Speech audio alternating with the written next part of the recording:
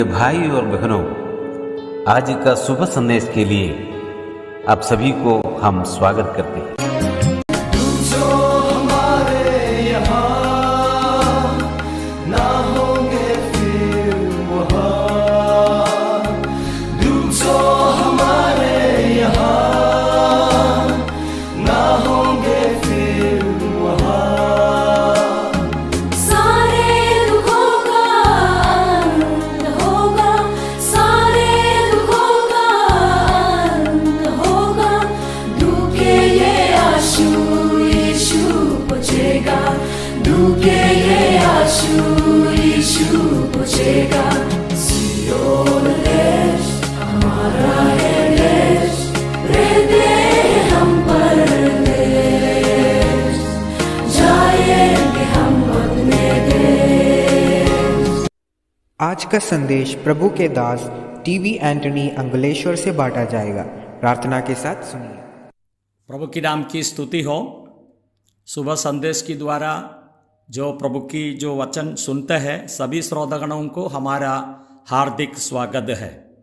आज का मनन के लिए पहले तेसलोनिके का किताब अध्याय 4 का 13 आयत पढ़ने के लिए चाहता हूँ।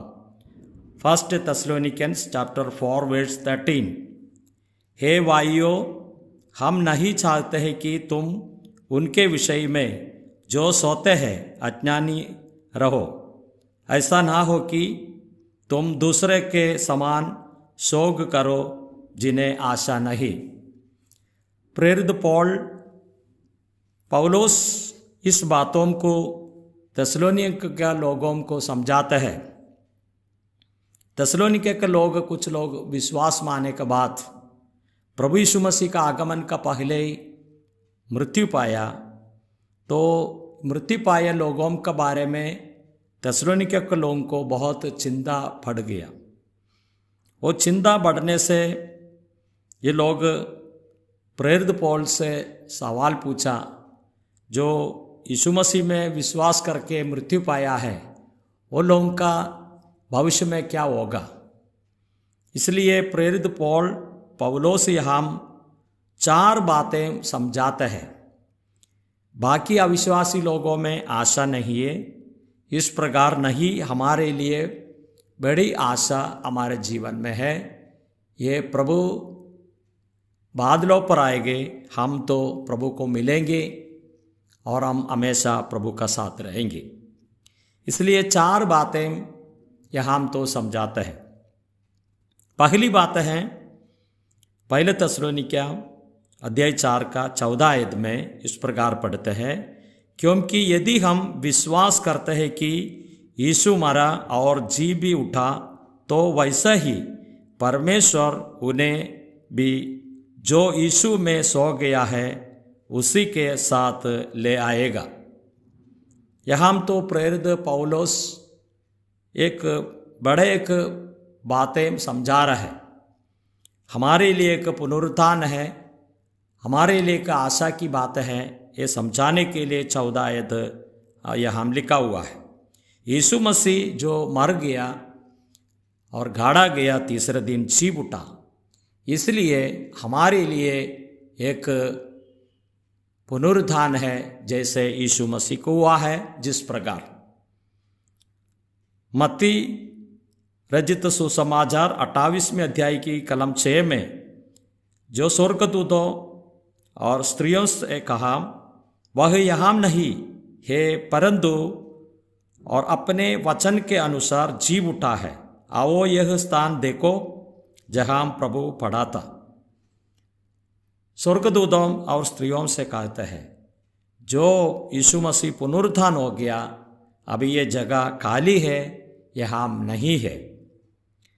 कोरिन्थियों का पत्रिका में पढ़ते हैं, प्रभु यीशु मसीह पवित्र शास्त्र के अनुसार मर गया, गाड़ा गया और पवित्र शास्त्र के अनुसार तीसरे दिन जी उठा।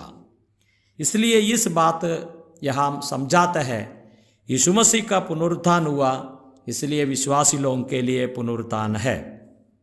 दूसरी बात हम देखते हैं पहले तेसलोनिके और अध्याय 4 का 15वीं आयत में, क्योंकि हम प्रभु के वचन के अनुसार तुमसे यह कहते हैं कि हम जो जीवित है, यह हम तो और दूसरे एक बात समझाते हैं, प्रभु यीशु मसीह का वचन के अनुसार मैं यह बातें कह रहा है। बारंबार प्रभु यीशु मसीह प्रेरित पौल को प्रत्यक्ष होकर और वचन की प्रकाशन दिया है। इसलिए गलातियों का पत्रिका में हम इस प्रकार पढ़ते हैं, क्योंकि वह मुझे मनुष्य की ओर से नहीं पहुंचा और ना मुझे सिखाया गया, पर यीशु मसीह के प्रकाशन से मिला। जो प्रेरित पौल का जीवन में जो मिला हुआ वचन है, प्रभु यीशु मसीह का वचन है, वो प्रकाशन प्रेरित पौल को मिला है। इसलिए पुनरुत्थान के संबंध में भी मनुष्य का वचन नहीं है, प्रभु यीशु मसीह का वचन है, मनुष्य का पुनरुत्थान है। तीसरी बात हम इसमें देख सकते हैं, और पहले थिस्सलुनीकियों और अध्याय 4 का 16 आयत में 3 प्रकार का आवाज यीशु मसीह आते हुए समय पर होगा।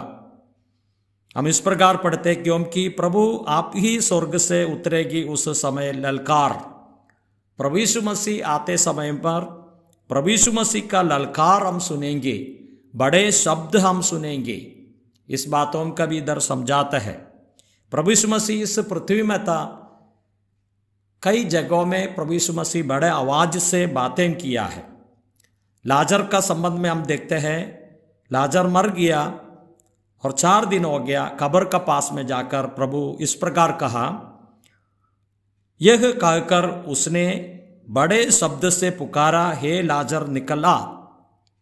तुरंत मरे हुए जो लाजर और बाहर जीवित होकर निकल कर आए। प्रभु यीशु मसीह मरते हुए समय पर पिता के पास में अपने प्राण सौंपते हुए समय में बड़े आवाज से पुकारा। वो समय पर भी हम देखते हैं, कब्र के अंदर जितने पुराना नियम का विश्वासी है वो पुनरुत्थान हो गया। इसलिए प्रभु यीशु मसीह का ललकार बड़े शब्द है, पुनरुत्थान के कारण बनेगा। दूसरी बात है, प्रधान दूत की शब्द सुनाई देगा। मिकाएल और मिगेल का साथ में जो संग दूतों है बड़े आवाज करेंगे। शायद कुछ शैतानी की बातें इस पुनरुत्थान को रोकेंगे। इस समय पर स्वर्गदूतों का सानिध्य रहेंगे, उन लोगों का आवाज सुन सकते हैं। तीसरी बात हम देखते हैं कि परमेश्वर की तुरही फूकी जाए। तो हम देखते हैं परमेश्वर का तुरही फूकेगी। कुरिन्थियों का पत्रिका में लिखा है, अंतिम तुरही फूकी जाएगी। पुराना नियम में इस्राएल सभा को इकट्ठा करने के लिए तुरही फूकते जाती थी, और लोग रवाना होने के लिए भी ऐसे करते हुए हम देखते हैं। इसलिए ये 3 आवाज सुनेंगे, ये हमारे लिए एक पुनरुत्थान की आशय की बात है। चौथा बात, पहले थिस्सलुनीकियों अध्याय 4 का 17वीं आयत में, तब हम जो जीवित और बचे रहेंगे उनके साथ बादलों पर उठा लिया जाएंगे कि हवा में प्रभु से मिले। बाकी जो जीवित रहते हैं वो लोग रूपांतर होकर प्रभु यीशु मसीह को मिल जाएंगे, और सभी लोग मिलकर प्रभु का सानिध्य में रहेंगे। इसलिए प्रभु का वचन इस प्रकार प्रेरित पौल समझाते हैं, हमारे लिए बहुत बड़ा आशय की बात है। पहली बात है, यीशु मसीह का पुनरुत्थान हुआ है, इसलिए विश्वासी लोगों के लिए पुनरुत्थान है, यीशु मसीह को मिलेगा। दूसरी बात हम देखते हैं कि ये वचन और मनुष्य रीति से नहीं है, और प्रभु की वचन प्रेरित पौलुस को प्रकाशन से दिया है। तीसरी बात हम देखते हैं, 3 प्रकार की आवाज़ें सुनेंगे, इसलिए हमारे पुनरुत्थान निश्चय है।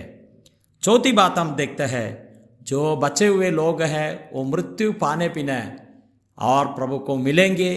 प्रभु हमको सहायता करे।